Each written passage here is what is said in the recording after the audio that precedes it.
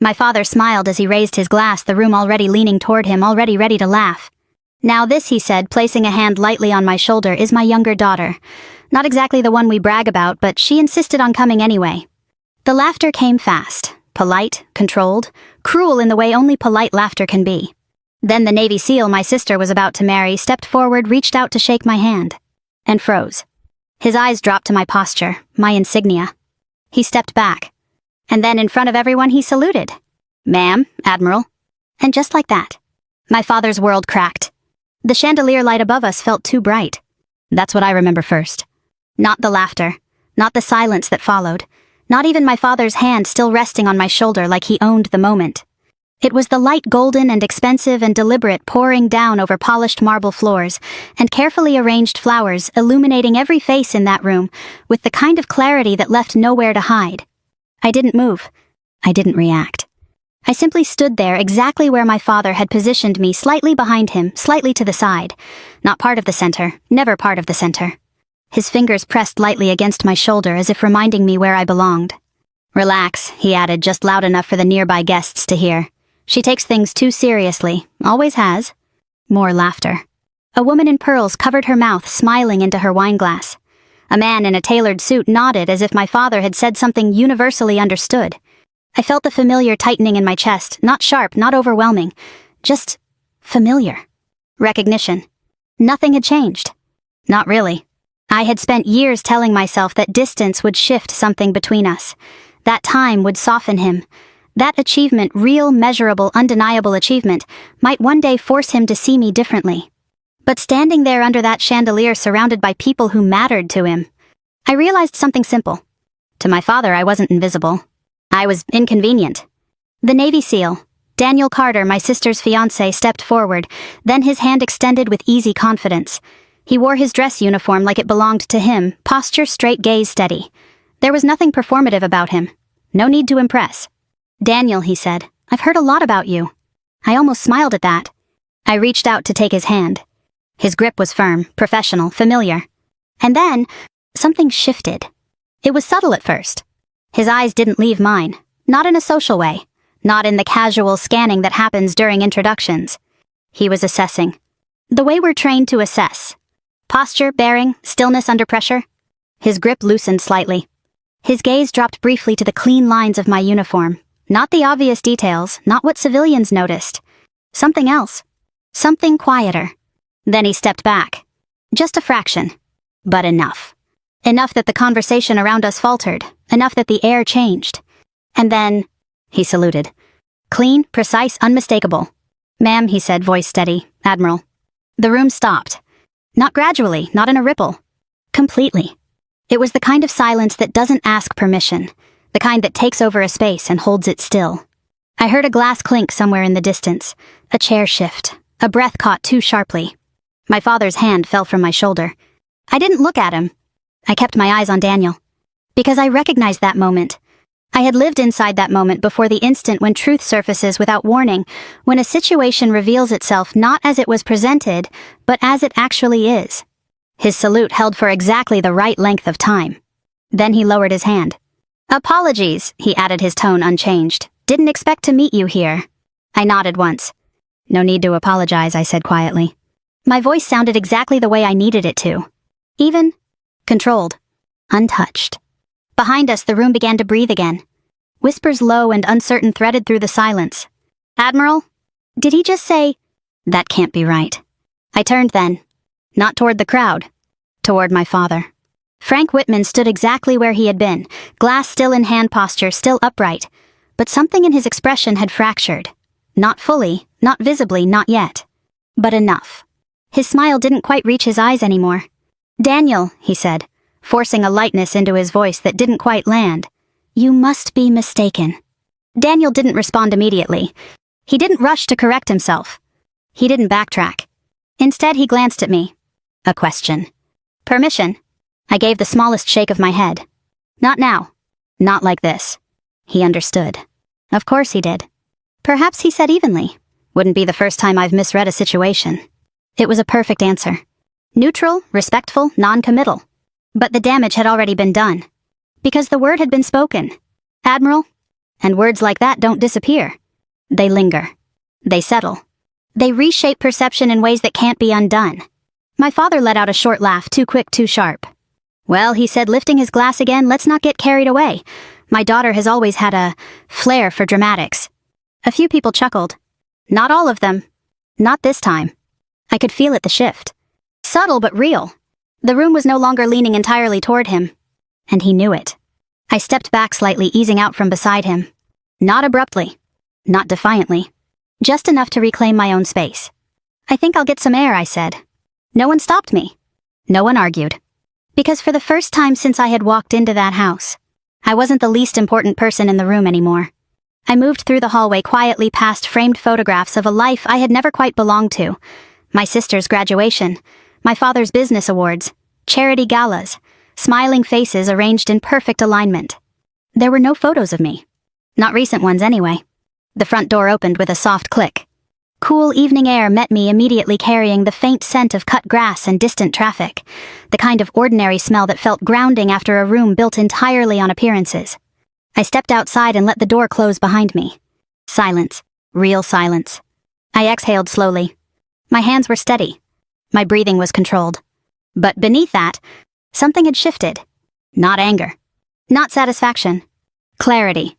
Because for years I had believed the conflict between my father and me was personal, emotional, something rooted in misunderstanding or disappointment or difference. Standing in that room, hearing him reduce me to something small, something insignificant, and then watching that narrative crack in a single unplanned moment. I understood something else. This wasn't about who I was. It was about what he needed me to be. Manageable. Explainable. Contained. And for the first time, that version of me no longer existed. Behind me, the door opened again. I didn't need to turn to know who it was. You should have said something. My father's voice came tight with controlled frustration. I faced forward, looking out over the darkened street. There wasn't anything to say, I replied. A pause. You embarrassed me, he said. I let that sit between us, then quietly. I didn't say a word. Silence stretched. Thicker this time. He stepped closer. You're going to explain this, he added. Not a question, a statement. I finally turned. Met his eyes. No, I said. And for the first time in my life, I meant it. The night air lingered on my skin long after I stepped back inside. The house sounded different now. Not louder, if anything quieter, but the quality of the noise had changed. Conversations were tighter, more careful. Laughter came in short bursts, followed by glances. People were no longer just enjoying the evening. They were recalibrating. I walked past the living room where the earlier introduction had taken place. The same chandelier still glowed overhead, but the room felt smaller somehow. Or maybe it was just that the illusion had shifted. A few guests looked up as I passed. This time they didn't look through me. They looked at me. Curiosity had replaced dismissal, and curiosity I'd learned over the years was far more dangerous. I didn't stop. I moved toward the back hallway instead, where the noise faded into something manageable. The walls were lined with photographs frames arranged in perfect symmetry, every image curated. My father believed in presentation. He always had. I slowed in front of one frame. My sister Emily stood in a white dress, smiling at something just outside the camera's view. My father stood beside her, hand resting proudly at her back. They looked like a magazine cover, effortless, polished, complete. I wasn't in that photo. I wasn't in most of them. There had been a time when that absence hurt. When I was younger, I used to notice it immediately. Every wall, every album. I'd search for myself the way a child looks for proof they belong. Sometimes I'd find one tucked into a corner or taken before I'd grown into the version of myself my father no longer recognized. Other times there was nothing. And over time I stopped looking. Funny, isn't it? Emily's voice came from behind me. I turned. She leaned against the doorway, arms folded loosely, her expression unreadable. Up close, she looked exactly the way people expected her to, graceful, composed, the kind of beauty that didn't need explanation. You always stop at that one, she said, nodding toward the photo. I didn't realize I did. She smiled faintly. You do. Silence settled between us, not uncomfortable, just familiar. We had never fought the way other siblings did. No dramatic arguments, no shouting matches. Our distance had always been quieter than that. More permanent. Daniel seems impressed, she said after a moment. I met her gaze. He's observant. That's one way to put it. She stepped further into the hallway, her heels soft against the wood floor. Is it true, she asked. The question hung in the air, carefully neutral. I didn't answer immediately. Instead, I studied her. Emily had always been good at this asking without asking, positioning herself so that she never had to commit first. It wasn't manipulation exactly. It was preservation. Does it matter, I asked. She tilted her head slightly. It might. To you, I pressed. A pause. Then quietly to Dad. Of course. I nodded once. That sounds right. She exhaled just barely. You know how he is, she said. He doesn't like being surprised. No, I agreed, he doesn't. We stood there for another moment, the weight of unsaid things pressing in around us. You could have told us, she added. I considered that. When I asked. At Thanksgiving, between the polite questions and the polite silence. Or maybe at Christmas, right after Dad introduced you as the one he was proud of. Her jaw tightened slightly. That's not fair. No, I said evenly, it's accurate. She looked away first. That wasn't new. Daniel's going to ask more questions, she said, shifting the subject just enough to regain footing. He won't let this go. I wouldn't expect him to. And Dad? She hesitated. He's already upset. I almost smiled. Already. Her eyes flicked back to mine. You know what I mean. I did. My father didn't lose control in public. Not fully. Not in ways that couldn't be recovered with the right words, the right gestures, the right narrative. But I had seen the crack. And so had she. I'm not here to cause problems, I said. Emily let out a soft, humorless breath. You don't have to try. That landed. Not because it was cruel, but because it was honest. For my father, my existence had always been disruptive. Even when I wasn't in the room. I should get back, she said after a moment. People are asking questions. Of course they are. She paused at the doorway, then glanced back. Just be careful, she added. It wasn't concern. Not exactly. It was something closer to warning. Then she was gone. I remained in the hallway for a few seconds longer, letting the quiet settle again. Then I moved. Upstairs. My old room was at the end of the corridor, exactly where it had always been. The door opened without resistance, revealing a space that felt frozen in time. The furniture hadn't changed. The layout hadn't changed. Even the faint scent clean linen and something floral was the same. But the details told a different story. The shelves were empty. The desk cleared. The walls bare. Anything that had once belonged to me had been removed. Not recently. Carefully. Deliberately. As if erasing me had been part of maintaining order. I stepped inside and closed the door behind me. For a moment I just stood there. Breathing. Remembering. 17. That was the last time I had stood in this room and felt like it might still be mine. The acceptance letter had arrived on a Tuesday. West Point. I hadn't expected to get in. Not really. But when I held the envelope in my hands, thick, official, undeniable, I felt something I hadn't felt in a long time. Possibility. I brought it downstairs. My father was in the study reviewing something on his laptop. He didn't look up immediately when I entered. Dad, I said. He glanced up then, just briefly. Make it quick. I handed him the letter. He took it, scanned the first line, then the second. His expression didn't change. Not surprise. Not pride. Not even disappointment. Just calculation. He set it down on the desk. You're not going, he said. I blinked. I what? It's not a good fit, he continued, already turning back to his laptop. You'll find something more appropriate. Dad, I got in. And you'll decline. The conversation had ended for him. But not for me. I'm not declining, I said, my voice steadier than I felt. That got his attention. He leaned back, slowly studying me in a way that made my chest tighten. Do you have any idea what that environment is like, he asked? The kind of people you'll be surrounded by? Yes. Then you should know better, he said. That's not where you belong. Where do I belong, I asked. He didn't hesitate. Here, he said, with your family, in a life that makes sense. I remember the silence that followed. Heavy. Defining. I'm going, I said. Something shifted in his expression then. Not anger. Something colder. If you walk out that door for this, he said quietly, don't expect us to pretend it's something to celebrate. I swallowed. I'm not asking you to celebrate, I replied. I'm asking you to understand. I understand perfectly, he said. You're making a mistake. Maybe I was. At 17, it's hard to tell the difference between conviction and defiance. But I knew one thing. If I stayed, I would disappear. So I left. The memory faded as quickly as it had come, leaving me standing in the empty room once more. Years had passed since that moment. Deployments. Commands.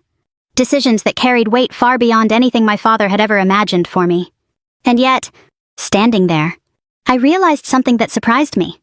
Part of me had always hoped that one day he would see it. Not the rank. Not the title. Me. A knock at the door pulled me back to the present. Sharp. Controlled. I didn't need to ask who it was. Come in, I said. The door opened. My father stood there. For a moment, neither of us spoke. Then he stepped inside and closed the door behind him. We need to talk, he said. I nodded once. Yes, I replied, we do. And this time, neither of us pretended it would be easy. My father didn't speak right away. He stood just inside the room, one hand still resting on the doorknob, as if he hadn't fully decided whether he intended to stay or simply to mark the moment and leave. That was his way. Control didn't always come through action. Sometimes it came through hesitation, through making the other person wait. I didn't fill the silence. I had learned a long time ago that silence unsettled him more than confrontation ever could. Finally, he stepped forward. Slowly, deliberately. His gaze moved across the room, taking in the stripped shelves, the empty walls, the absence of anything that once belonged to me. You've kept it minimal, he said. It was almost a compliment. Almost. I don't live here, I replied. No, he agreed, you don't. Another pause. Then he turned to face me fully. Explain what happened downstairs. Not a question. Never a question. I leaned lightly against the edge of the desk, folding my arms, not defensively, just comfortably, grounded. There's nothing to explain, I said. He recognized something. He reacted. That's not how this works, my father snapped, the first crack in his composure surfacing. People don't just salute strangers. I'm not a stranger. His jaw tightened. To him he pressed. I held his gaze. Number. The word settled between us like something solid. Unmovable. He exhaled sharply through his nose, pacing once across the room before stopping again. You're going to tell me exactly what you've been doing, he said. And I want the truth this time. I almost laughed. Not because it was funny, but because of how familiar it felt. The assumption. The idea that the truth had always been available to him if only I had chosen to share it properly. I've always told you the truth, I said quietly. No, he countered immediately. You've told me pieces, you've withheld context, I've told you what you were willing to hear, I interrupted. That stopped him. For a moment, something unreadable flickered across his face. Then it was gone. You think this is a game, he asked. I think you're uncomfortable, I replied. Silence. Heavy, pressing. He stepped closer, his voice lowering. You embarrassed me in front of people who matter, he said. Do you understand that? I met his eyes without flinching. I didn't say anything, I repeated. That's not the point. No, I agreed, it is. His expression hardened. You've always been difficult, he said. Always pushing, always resisting. It's exhausting. I considered that. Then nodded once. Then stop trying to control me. The words landed harder than I expected. Not because they were loud, but because they were simple. Direct. For a moment he didn't respond. Then he let out a short, humorless laugh. You think that's what this is, he said. Control. I think that's what it's always been. His eyes narrowed slightly. Everything I've done has been for this family, he said. For stability, for reputation, for you, I finished. That was the second crack. Smaller than the first, but deeper. You have no idea what it takes to maintain what I've built, he said, his voice tightening. No, I agreed, but I know what it costs. We stood there facing each other across a distance that had never really been about space. Finally, he shook his head. This isn't over, he said. I know. He turned toward the door. Paused. Then, without looking back. Be ready to explain yourself tomorrow. The door closed behind him with a quiet final click. I exhaled slowly. My pulse was steady. My breathing controlled. But beneath that, something had shifted again. Not in him. In me. Because for the first time I wasn't waiting for him to understand. I wasn't hoping for it. The knock came again less than a minute later. Different rhythm. Lighter. I crossed the room and opened the door. Daniel Carter stood in the hallway, his posture relaxed, but his expression focused. Do you have a minute, he asked. I stepped aside. Of course. He entered, closing the door behind him with a quiet precision that told me everything I needed to know. This wasn't a casual conversation. He took a quick look around the room, taking in the emptiness, the absence, the deliberate removal of anything personal. Then his eyes returned to me. That's not how someone gets treated who's done what you've done, he said. Straight to the point. I appreciated that. People see what they expect to see, I replied. And your father expects to see less, he said. I didn't answer.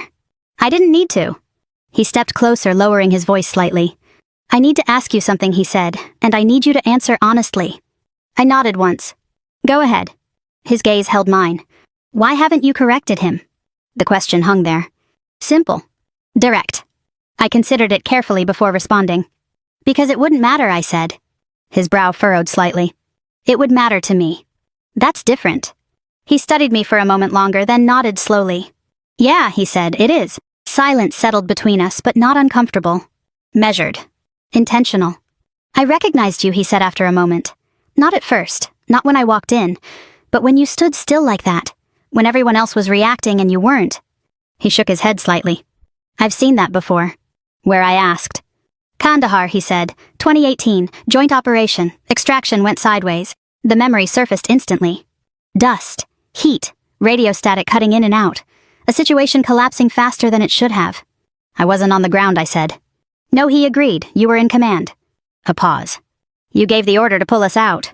I remembered that. Not the details. The decision. The weight of it. I did my job, I said. He let out a quiet breath. You saved a lot of lives. I didn't respond. Not because I disagreed, but because that wasn't how I framed it. He seemed to understand that. Your father doesn't know, he said. No, I replied, he doesn't. And you're just going to let that continue? I met his gaze. Yes. He studied me carefully. Why? I thought about that. Really thought about it. Because the answer wasn't simple. Because it had changed over time. Because this isn't about information, I said finally. It's about perception. He waited. He's already decided who I am, I continued. Anything I say that contradicts that becomes the problem. Daniel nodded slowly. Yeah, he said, I've seen that. Of course he had.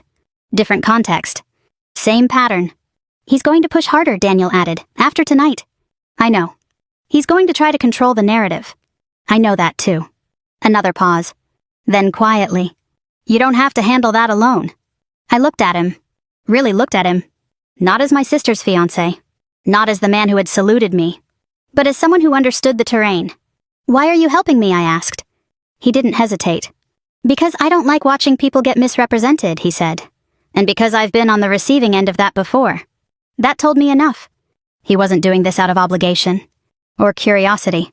Or even respect. He was doing it because he recognized something. Something familiar. I nodded once. Then we should be careful, I said. A faint smile touched his expression. I was hoping you'd say that. He reached into his pocket and pulled out his phone, tapping the screen before handing it to me. A document. Official. Clean. Recognition report. After action summary. My name was there. My command. My decision. Verified. I shouldn't have this, he said, but I do. I handed the phone back. You don't need to use it, I said. He tilted his head slightly. No, he agreed, but you might. I considered that. Then shook my head. Not like that. His eyes sharpened. How then? I held his gaze. We don't correct him, I said. We let him reveal himself. A slow understanding spread across his face. Publicly, he said. Yes. On his terms. Exactly. He let out a quiet breath. That's risky. I nodded. I know. Silence settled again. But this time it felt different. Aligned. Strategic. Tomorrow night, he said. Engagement dinner, full guest list. People who matter to him. I met his eyes. Yes. He nodded once. Then we'll be ready.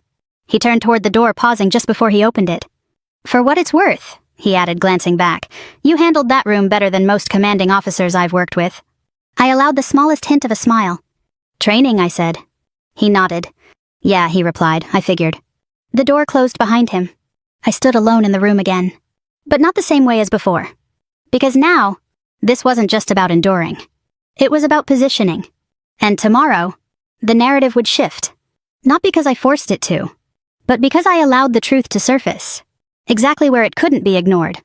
The house was quieter the next morning. Not empty, never empty, but restrained. The kind of quiet that follows a disturbance people haven't agreed on how to discuss yet. I woke before sunrise. That hadn't changed. Years of service had rewired something fundamental in me. Even in unfamiliar places, even in a bed that didn't belong to me, my body still defaulted to readiness. Stillness first. Awareness second. Movement last. I sat at the edge of the bed for a moment, letting the light filter in through the curtains. Then I stood. The hallway outside my room was dim, the overhead lights still off. Downstairs I could hear the faint clink of porcelain, someone in the kitchen. Not a guest. Too early. I moved quietly down the stairs. My father stood at the counter, coffee already poured, a tablet propped up in front of him. He didn't look up when I entered. I was wondering when you'd come down, he said. His tone was neutral. Too neutral. I stepped into the room, stopping a few feet away. "Good morning," I replied. He tapped something on the screen, then turned the tablet toward me. An article. Local outlet. Clean layout, professional tone. The headline didn't mention my name, but it didn't need to. Concerns raised over military officers' stability amid family strain. I read the first paragraph, then the second. Each sentence carefully constructed. No direct accusations, just suggestions, anonymous sources. Context shaped just enough to tilt perception. Emotionally volatile. Estranged from family. Fixated on rank and validation. I set the tablet back on the counter. "When did this go live?" I asked. "An hour ago," he said. I nodded once. "You move quickly." He lifted his coffee, taking a measured sip. "I move efficiently," he corrected. Of course he did. I leaned lightly against the counter, my posture relaxed, my breathing even. "This is sloppy," I said. That got his attention. He set the cup down. "Sloppy," he repeated. "It's rushed," I clarified. "The sourcing is thin, the framing is obvious." His eyes narrowed slightly. "You think you understand how this works?" he asked. "I think I've seen enough versions of it," I replied. Silence stretched. Then he smiled. Not warmly. "You always did overestimate your perspective," he said. Maybe I allowed, but this won't hold. He stepped closer. "It doesn't need to hold," he said quietly. "It just needs to introduce doubt." There it was. Not denial. Not defense. Strategy. I studied him for a moment. "You're building a narrative," I said. "I'm protecting this family," he countered. "No," I replied. "You're protecting your version of it." His jaw tightened. "They're the same thing," he said. "They're not." Another pause. Longer this time. Then he turned away, picking up a folder from the counter. "Tonight," he said, "placing it in front of me is important." I didn't touch it. "Emily's future depends on how this evening goes," he continued. "Her fiancé's family, their connections, their expectations. I'm aware. Then you understand why we need to be aligned."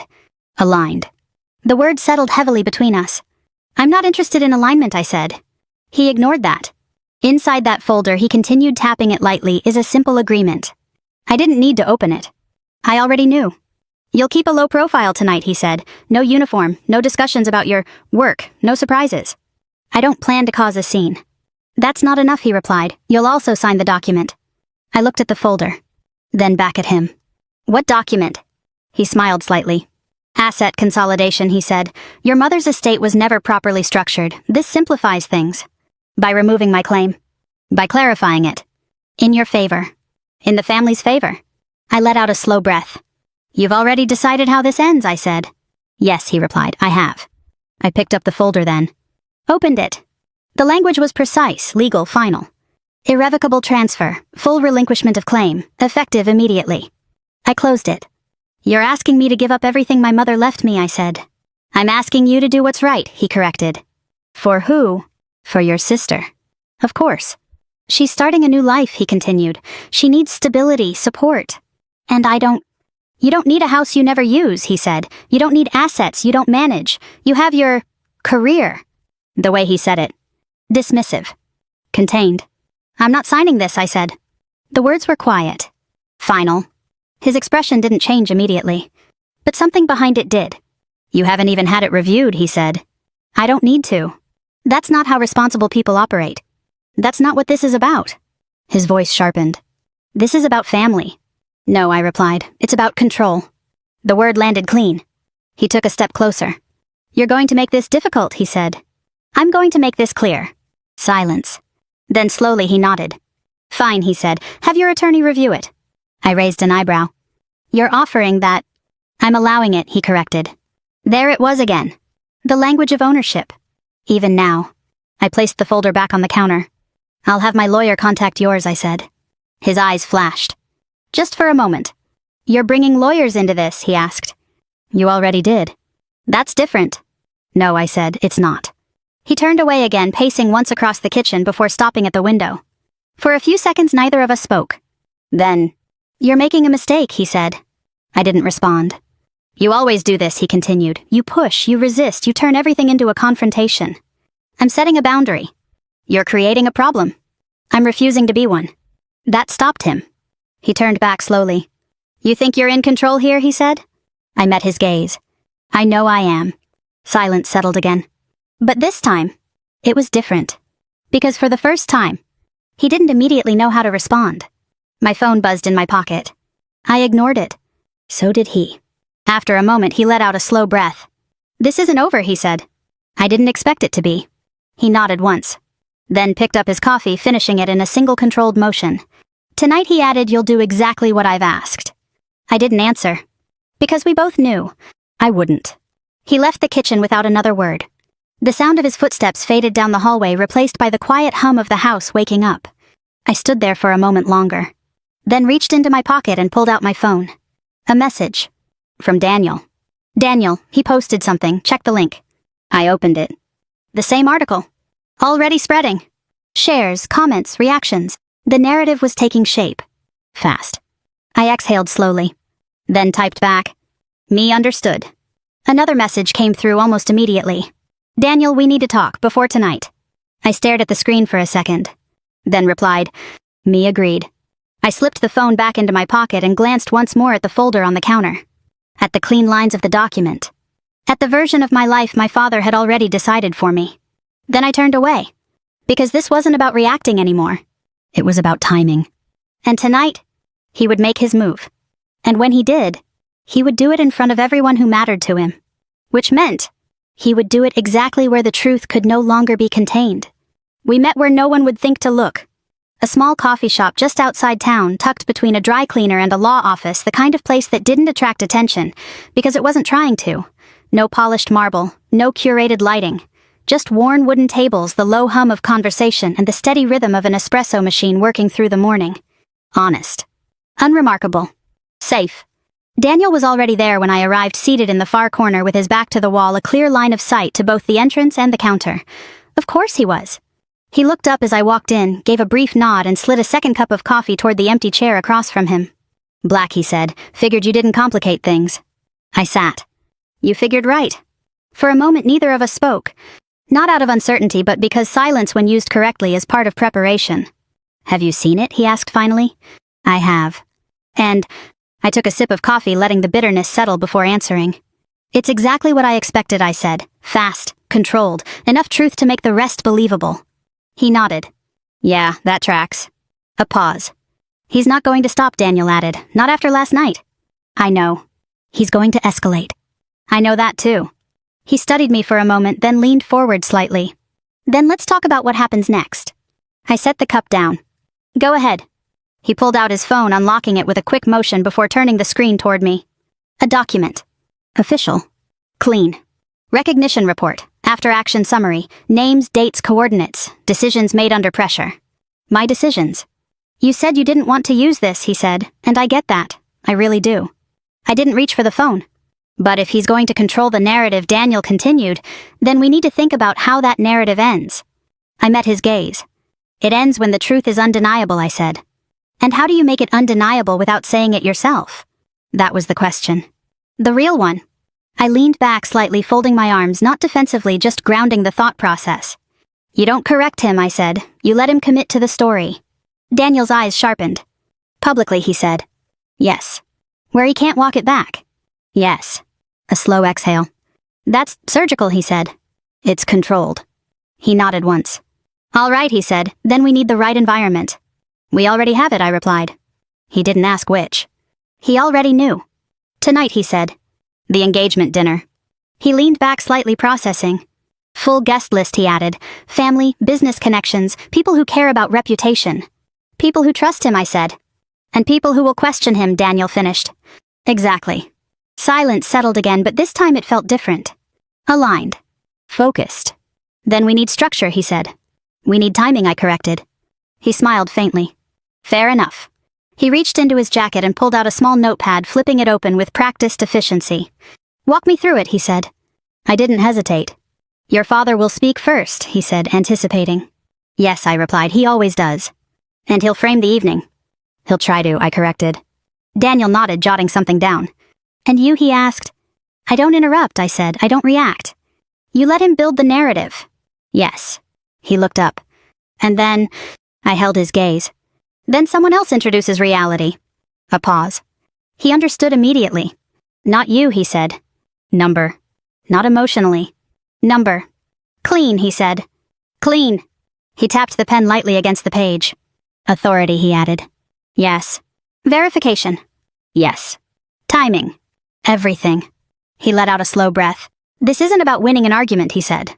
No, I replied. It's about ending one. Silence. Then, there's someone else, he said. I tilted my head slightly. Who? A contact, he replied. Senior, high enough that his word doesn't get questioned. Pentagon. He nodded once. Retired 4-star, still connected, still respected. I considered that. Will he confirm, I asked. He already has, Daniel said, turning the phone back toward me. A video this time. Short. Direct. A man in uniform. 4 stars, no ambiguity. He spoke clearly, precisely. Confirmed my name. My rank. My command. No embellishment. No emotion. Just fact. I watched it once. Then handed the phone back. That's enough, I said. Daniel studied me carefully. You're not surprised. Number. You're not relieved. Number. He frowned slightly. What are you then? I thought about that. Then answered honestly. Ready. That seemed to settle something in him. He nodded once. Good, he said. Another pause. Then, there's one more thing, he added. I waited. He's going to try to isolate you before tonight, Daniel said. Private conversation, maybe more pressure, maybe something legal. I expect it. And if he does, I met his gaze. I don't engage, I said, not emotionally, not defensively. You document, he said. Yes. You hold the line. Yes. A faint smile. Yeah, he said, that tracks too.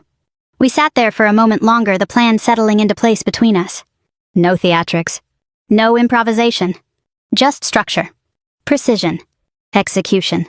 Daniel closed the notepad and slipped it back into his jacket. Then we're done preparing, he said. I shook my head slightly. No, I replied, we're done thinking. He raised an eyebrow. And what comes next? I stood reaching for my coffee. Now we execute. He watched me for a second, then stood as well. All right, he said, then I'll see you tonight. I nodded once. Tonight. We walked out of the cafe together, the morning air crisp and steady, the world moving around us, as if nothing significant was about to happen. But I could feel it. The shift. The alignment of variables. The quiet moment before something changes. As we reached the sidewalk, Daniel paused. One more question, he said. I turned. Go ahead. He studied me for a moment. Why now, he asked. You've had years to correct him, years to set this straight. I considered the question. Because it mattered. Because the answer wasn't simple. Then I said, because now, it matters where the truth lands. He nodded slowly. Yeah, he said, it does. I gave a small, almost imperceptible nod in return. Then turned and walked away. Back toward the house. Back toward the version of my life my father had constructed so carefully.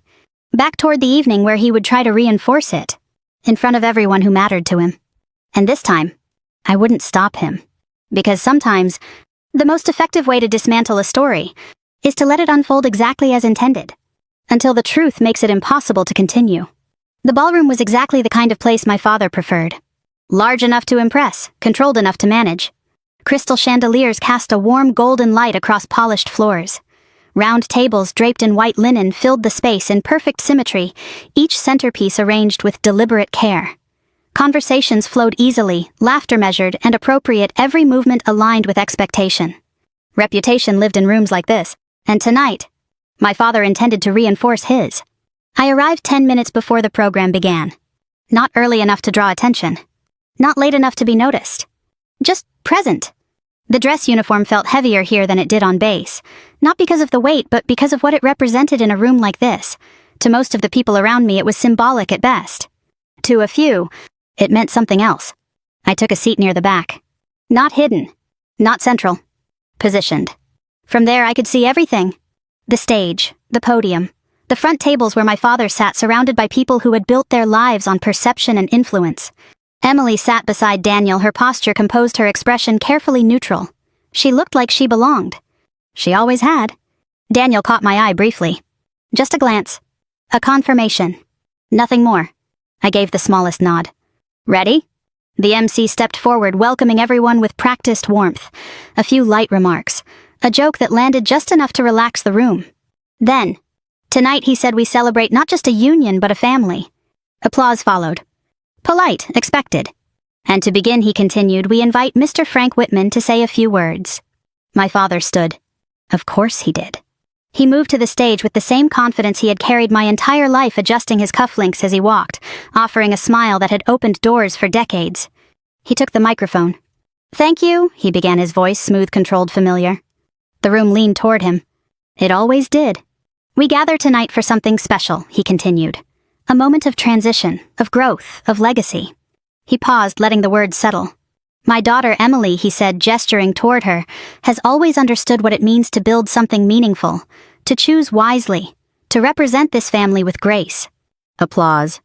Emily smiled politely. My father let it linger just long enough. Then, "Not all paths are as clear," he added, his tone shifting just slightly. "Not all choices lead where we expect them to."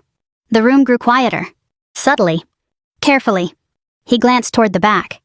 Toward me. "Some people," he continued, "lose their way. They chase things that sound important but forget what truly matters." There it was. Not direct. Not explicit. But clear enough. A few people shifted in their seats. Others nodded. The narrative was forming. Exactly as planned. I remained still. Hands folded. Breathing even. "Let him speak." My father lifted his glass slightly. "But tonight," he said, his voice warming again, "we focus on what's right, what's stable, what's worth investing in." Applause followed. Stronger this time. More confident. He smiled. Satisfied. Because from where he stood, he believed he had regained control. He finished with a final toast, stepping back from the microphone as the room responded exactly as he expected. Then, Daniel stood. Not abruptly. Not dramatically. Just deliberately. He adjusted his jacket, stepped toward the stage, and reached for the microphone before the MC could transition. The shift was immediate. Not loud. But noticeable. "Before we continue," Daniel said, his voice steady, "there's someone here I need to acknowledge." The room quieted. Not completely. But enough. He didn't look at Emily. He didn't look at my father. He looked toward the back. Toward me.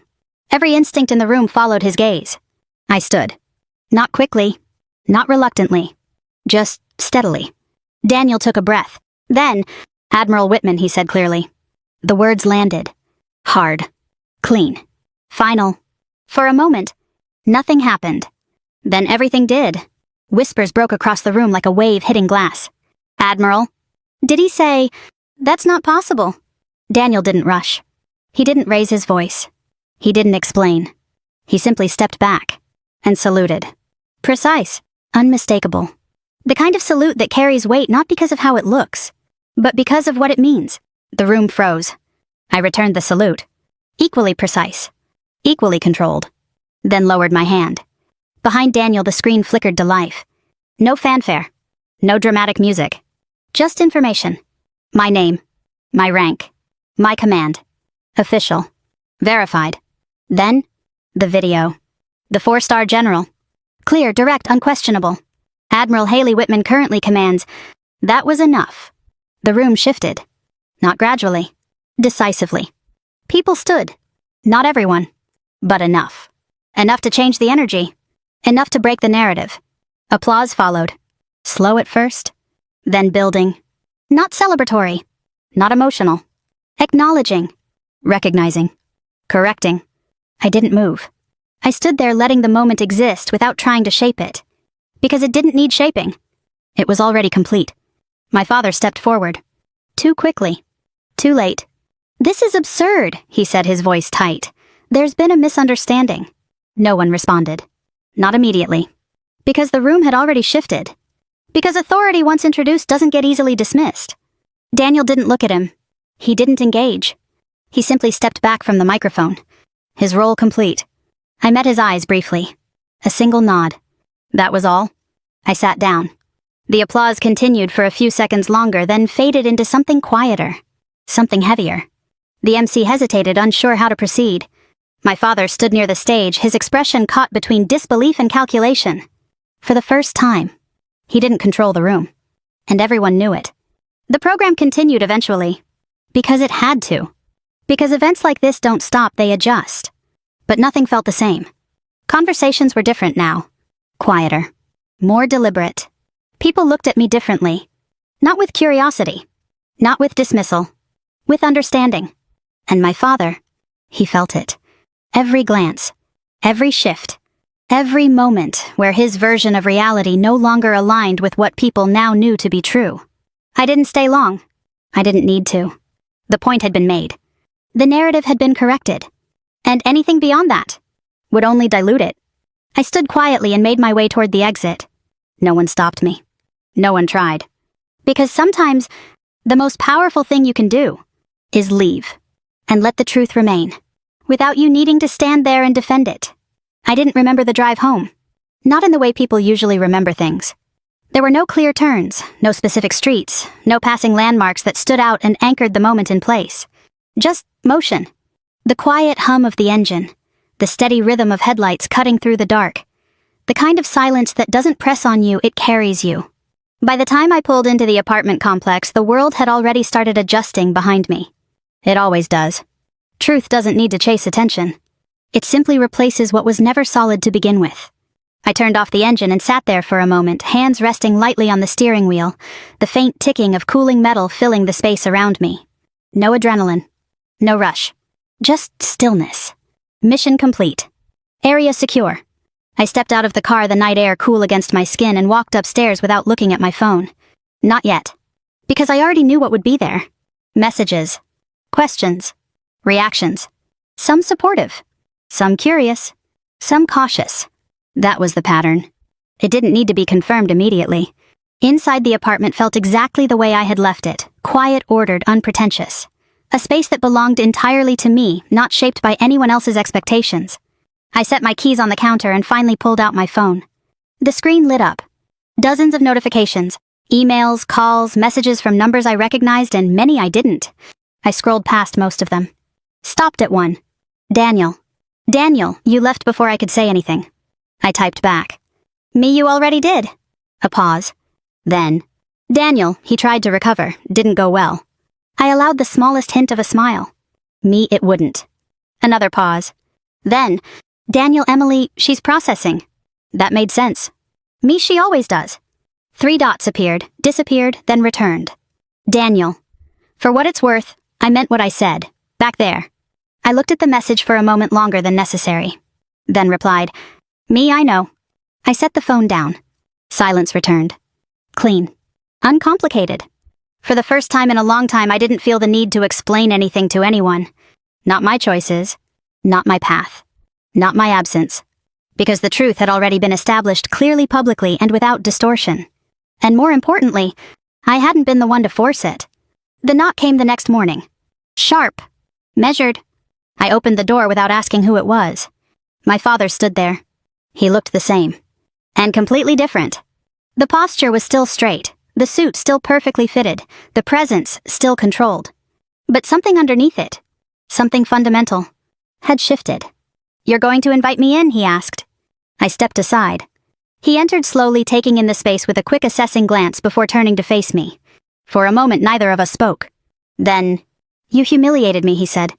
No greeting. No transition. Just the statement. I leaned lightly against the counter, arms relaxed at my sides. I didn't say a word, I replied. His jaw tightened. That's not how it looked? That's not what happened. Silence. He paced once across the room, then stopped, turning back sharply. Do you have any idea what's happened since last night, he asked. Calls, emails, people distancing themselves. I imagine it's inconvenient, I said. His eyes flashed. Inconvenient, he repeated. Everything I've built was built on perception, I finished. And now that perception is damaged, he snapped. No, I said evenly. It's corrected. That landed. Hard. He stared at me for a long moment, searching for something, leverage perhaps, or weakness, or an opening that no longer existed. You could have handled this differently, he said finally, privately, respectfully. I met his gaze. You didn't. A pause. Then quieter. I was protecting this family. I considered that. Then shook my head slightly. You were protecting control, I said. Another silence. Longer this time. He exhaled slowly, the tension in his shoulders easing just enough to signal a shift. Not surrender, but recalibration. What do you want, he asked. The question was simple. Direct. And for the first time, real. I thought about it carefully. Because this moment mattered. Not for him. For me. I want boundaries, I said. He frowned slightly. Boundaries. You don't speak for me, I continued. You don't define me. And you don't reshape my life to fit your narrative. His expression tightened. And if I don't agree? I held his gaze. It doesn't require your agreement. That was the line. Clear.